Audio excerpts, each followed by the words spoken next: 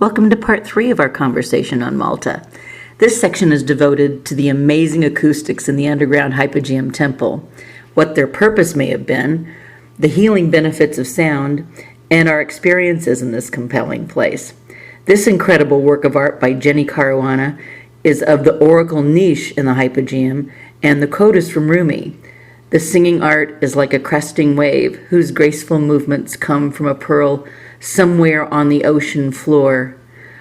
The Hypogeum to me is like a pearl on the ocean floor. It's absolutely a unique experience. Hopefully you'll get a sense of this place and why, after one visit, it became one of my 2 favorite places on the planet. The information on this slide came from the work of the Old Temple Studies Foundation, www.otsf.org. To really enhance your experience of the Hypogeum and of listening to this video, I highly recommend that you visit their site and learn the latest about their work in Malta and elsewhere. Through them, the real treasure they offer is you can access recordings made of chanting and drumming in the Hypogeum itself to hear the effects of the oracle niches. And this says the oracle room is roughly rectangular, and one of the smallest side chambers has the peculiarity of producing a powerful acoustic resonance from any vocalization made inside it. This room has an elaborately painted ceiling consisting of spirals in red ochre and circular blobs, which is kind of what they do look like. There is a small niche in what we call the oracle chamber, and if someone with a deep voice speaks inside, the voice echoes all over the Hypogeum. The resonance in the ancient temple is something exceptional. You can hear the voice rumbling all over. Many archaeoacoustical investigations of prehistoric megalithic structures have identified acoustic resonances as frequencies of 95 to 120 hertz, particularly near 110 to 112, all representing pitches in the human vocal range. These chambers may have served as centers for social or spiritual events, and the resonance of the chamber cavities might have been intended to support human ritual chanting. Sound scientist Professor Daniel Talma of the University of Malta explains, at certain frequencies, you have standing waves that emphasize each and other waves that de-emphasize each other. That's the way he put it. The idea that it was used thousands of years ago to create a certain trance, that's what fascinates me. And now we get into the effects on the brain of these particular sounds. Findings indicated that at 110 hertz, the patterns of activity over the prefrontal cortex abruptly shifted, resulting in a relative deactivation of the language center and a temporary switching from left to right-sided dominance related to emotional processing. People regularly exposed to resonant sound in the frequency of 110 or 111 hertz would have been turning on an area of the brain that biobehavioral scientists believe relates to mood, empathy, and social behavior. Note that in the small dreaming cubicles, echoes from the speaking chamber reverberate into a rhythm that is similar to the human heartbeat. We'll make more reference to this later. OTSF has used both voices similar to a Tibetan monk's low bass chant and shamanic drumming in the oracle chamber. You can listen to this on their website. The link is on the credit page at the end of part 4. Or if you're more in the mood for something stunning and popular, I'll refer you again to my personal musical shaman, Brian Wilson. He actually included a sound that reflects shamanic drumming and flute in his song I'm Waiting for the Day from his important Pet Sounds album in the mid-1960s. Listening to powerful spiritual sound in his pop music is a real delight. Oh, thanks. As somebody who studied sound healing and chanting and harmonics and that kind of thing, a lot of those particular chants, the ohms and the things that are on the vowels, are designed to resonate the bones in our heads, so we are creating harmonics. So it makes sense that those chants are emphasizing the harmonics in our own sound. So of course that would be only more emphasized with these spaces. That's awesome. Yeah, it's wonderful. You can see they were used for ritual on so many levels, and hear that they were used for ritual. And I think someone else, was it Andrea? I think someone else was going to speak. It was Lisa. Lisa. Go ahead, Lisa. Hi. I wanted to mention that 432 hertz was the healing vibration of waters that would heal all disease according to some esoteric knowledge that had been passed down. But I also know that I have a friend of mine who remembers lifetimes as a priestess in Atlantis where they had pools and they each individually vibrated at a certain vibration, i.e. 110 hertz would be probably one of the pools. So they vibrated water at that level, and then other water would be vibrating at different levels for different healing purposes. So I just thought it was interesting that, you know, that this is coming around with, here's this ancient healing site, and here's this sound healing thing. And I would like to do more research about that. I know that certain tones match with certain chakras and all that, but I am interested in the vibrational measurement and what it actually does, like scientifically, to the body. But that's okay.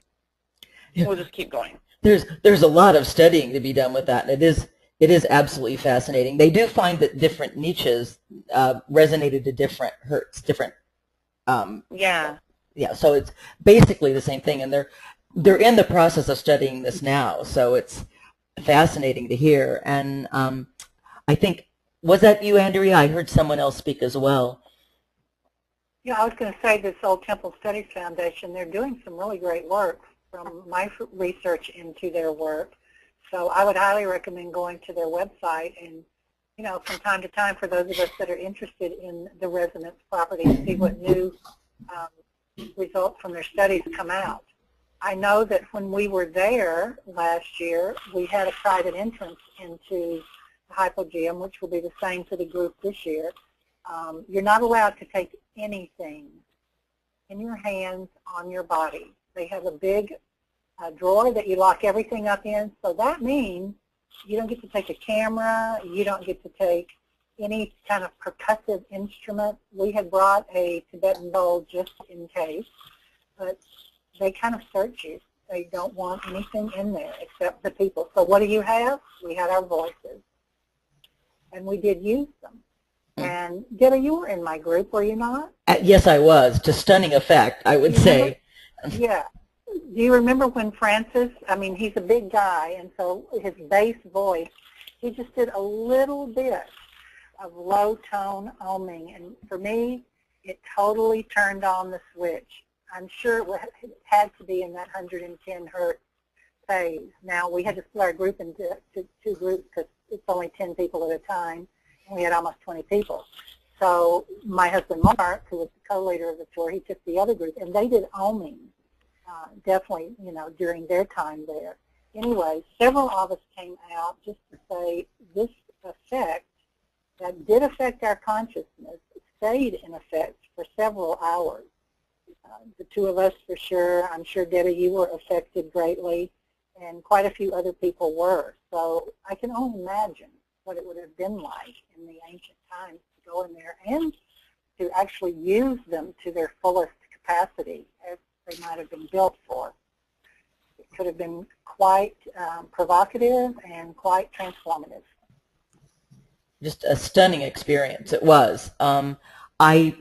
With the obvious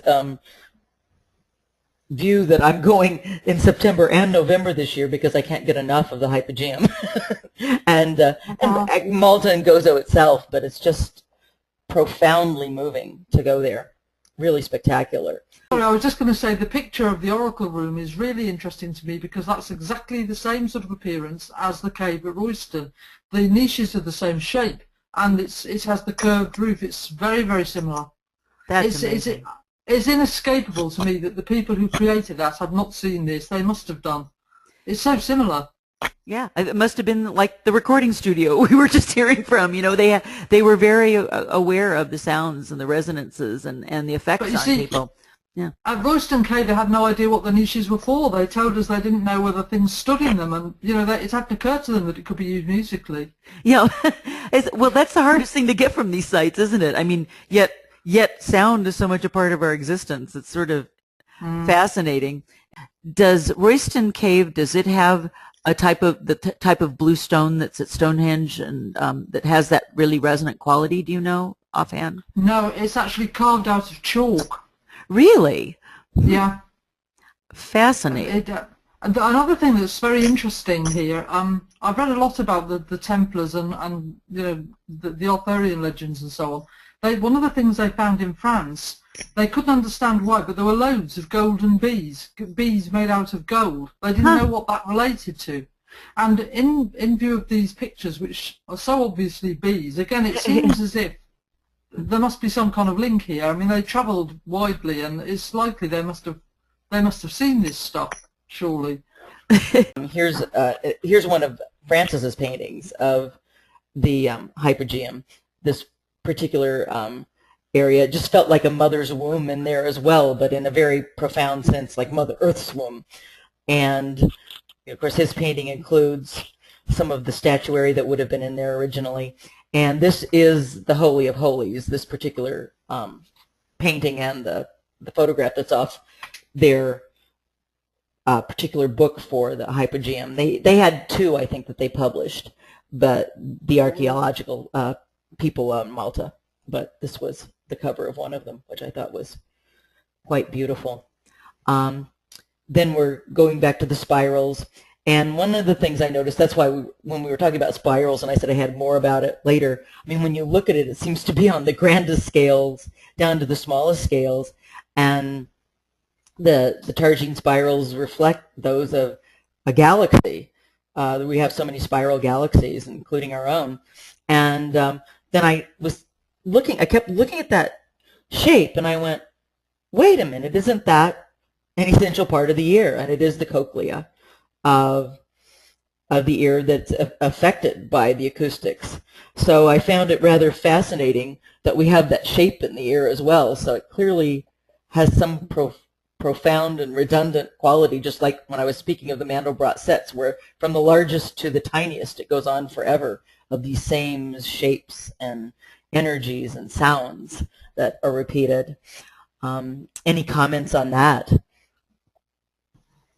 People have wondered what the stippling effect I was thinking of here in this picture, and I wonder if it represents movement, the acoustical movement, the vibration. That's cool. That would make sense. Is that you, Beth, too? Because I know both of you are musical. I'm thinking fallopian tubes kind of have a little bit of an arc and a, that way. Definitely, like the bull picture we see of the head of the Taurus, the bull, and the constellation Taurus. Same thing. We keep seeing these repeats. Fascinating stuff. Now, also, what they found in the hypogeum were some of these stones that had acoustical properties, and you'll see this. It was similar to the omphalos that's at the Oracle at Delphi, and I love the omphalos with it sort of looks like a beehive and bees on it to me, and but they feel that was used, the oracles were using them for the sound resonance as well. Anybody have any particular knowledge or expertise on this item? I rather like making these shared. Yeah, go ahead, I'm sorry. Do you remember what stone that is, the one that was found in the hypogeum? It's not a meteorite. Ooh. I mean, it's a local stone, correct? Yeah. Yes. It was. I believe it was this harder stone that they had there. You know, the two predominant stones. I believe that was what it was. Globigerina? Yeah. Yeah. Okay. Mm-hmm. Softer. Yeah. Yeah. So interesting, though. Really fascinating. I believe that is in the museum, isn't it? In as I recall, in Valletta. So you can see that one. Then I just showed the repeat of this. This is New Grange, showing the same patterns, and they have this, seems to have the same resonance qualities, not necessarily the same, but similar resonance qualities, where it would have that same effect with drumming and speaking and chanting, singing, those effects. And probably flutes would have some. It would be interesting to study, since flutes are so ancient, what effect they might have in some of the niches and some of the areas there. And of course, that they found the same thing at Stonehenge. They feel that the blue stones were moved that far for their resonant properties as much as anything else, from what they can determine now, to build Stonehenge. So once again, it must have been very important to their ceremonies, was the sound. Any other comments? I was just going to throw this in because everything that has to do in our skies, as someone who studies the mythologies with the different constellations, these sort of magical, mystical constellations that are, where the stars are given those sort of energy properties, the way they're read in mythology. I suddenly discovered, going through the Ice Age art exhibit, that the flutes that they found that are 40,000 years old, I mean really ancient flutes, are made from swan and vulture bones. And the original, well, the older, shall we say, constellation Lyra was a tortoise at one point, which was the tortoise shell they said was Orpheus's lyre was made from that. But older than that, it was a vulture. And then also the shamanic constellation or star is Cygnus the swan. So if you look at, those were the bones used probably in those ceremonies 40,000 years ago, as far as we know, with those constellations. So I just found that interesting, that we still look at our sky and resonate to the same thoughts about certain stars and images, and how the magical sound affects us, and like the stars singing, basically, on different songs. I don't know if there's any more comments on that. This was a beautiful quote from Jenny Caruana, and this happens to be the Dreaming or Sleeping Lady statuette. And she's on that beautifully carved bed, and is obviously comfortably asleep.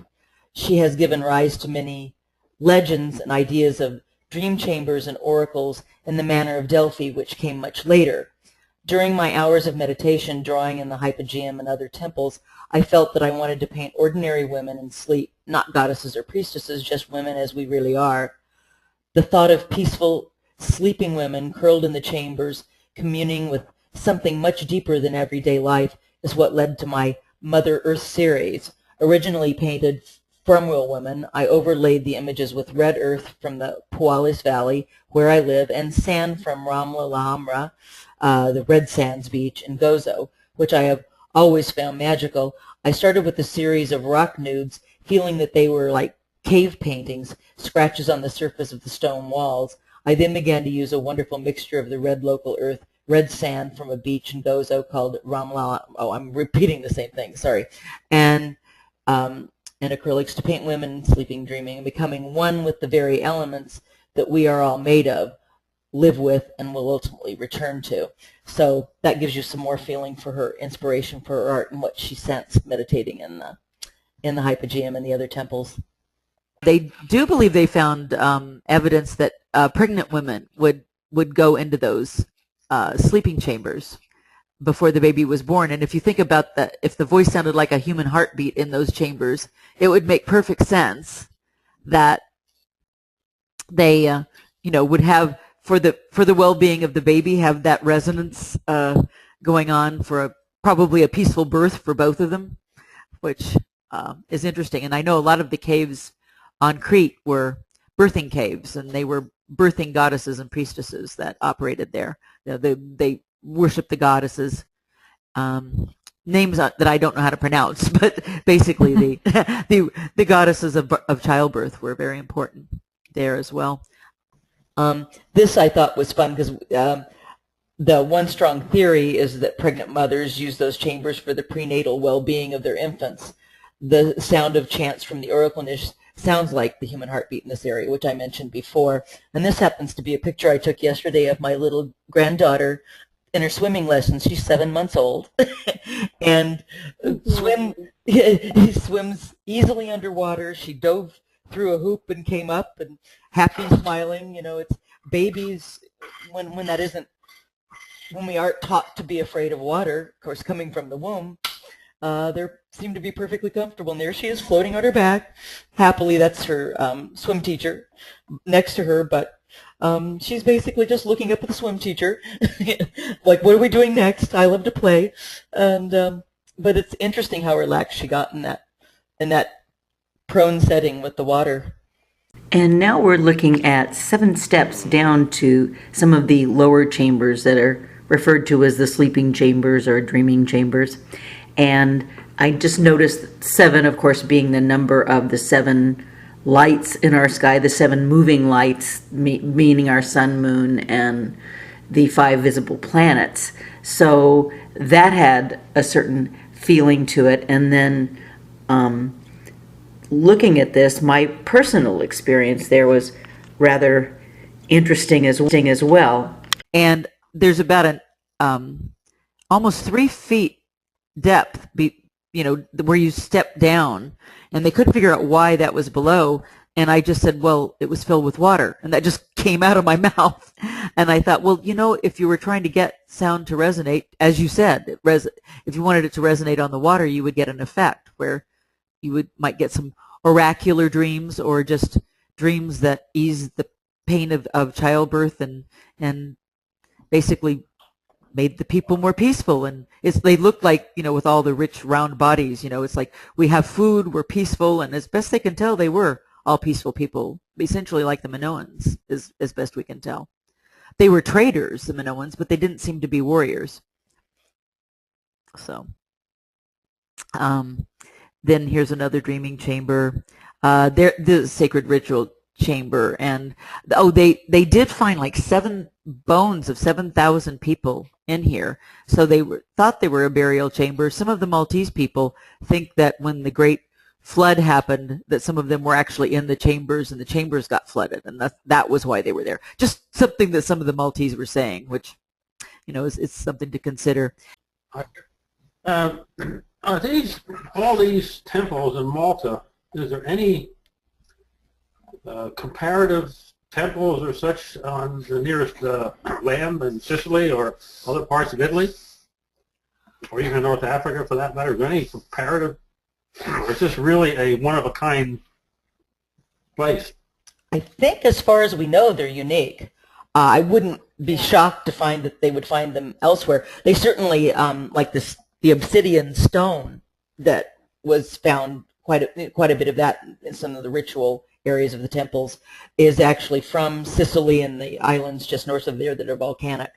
So they know that they were related, but as far as I know, I've done quite a bit of research. I don't believe they found anything on Sicily that's like this. They seem to be incredibly unique, which does go with that theory in a way of what Andrea was saying, where these were sacred mountaintops to these people at one point, and possibly those temples were there where they weren't built in other areas.